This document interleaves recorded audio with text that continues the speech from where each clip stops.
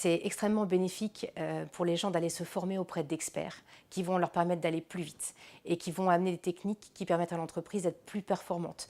Et je le dis d'autant plus facilement que ça fait 11 ans que je travaille avec mon papa, qui est de l'ancienne école et qui prétend qu'on se forme tout seul ou dans les livres. Et on va beaucoup plus vite en allant en formation, on va beaucoup plus vite en ramenant ces techniques en interne et en les faisant partager.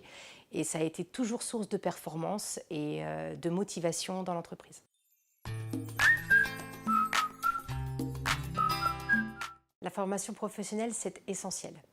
D'abord parce que même qu'on ait fait des études ou qu'on n'en ait pas fait, le monde bouge, il y a des choses qui évoluent et donc il faut toujours se tenir au courant.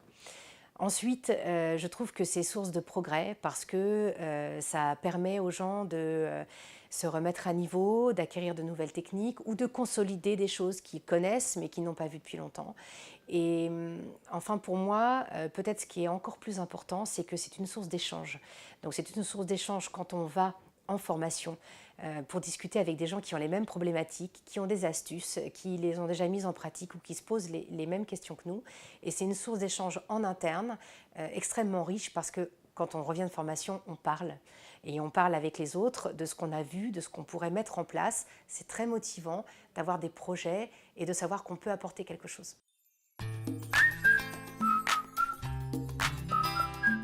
Pour l'international, on reçoit régulièrement des organismes qui sont spécialisés dans ces démarches ou qui relaient les aides de l'État pour aller vers l'export. Et entre autres, donc, tous les ans, on a un entretien avec la BPI, on a un entretien avec nos chambres de commerce, régionales ou nationales.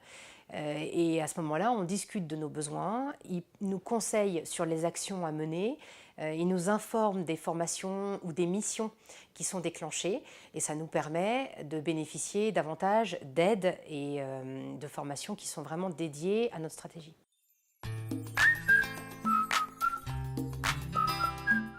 Pour financer les formations dont a besoin l'entreprise tous les ans, il y a différentes techniques et différentes ficelles.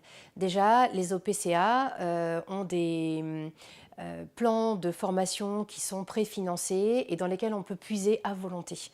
Ensuite, il y a effectivement un budget formation et il faut solliciter son OPCA pour aller voir à combien on a le droit et combien ils peuvent rembourser par rapport aux formations qu'on peut faire.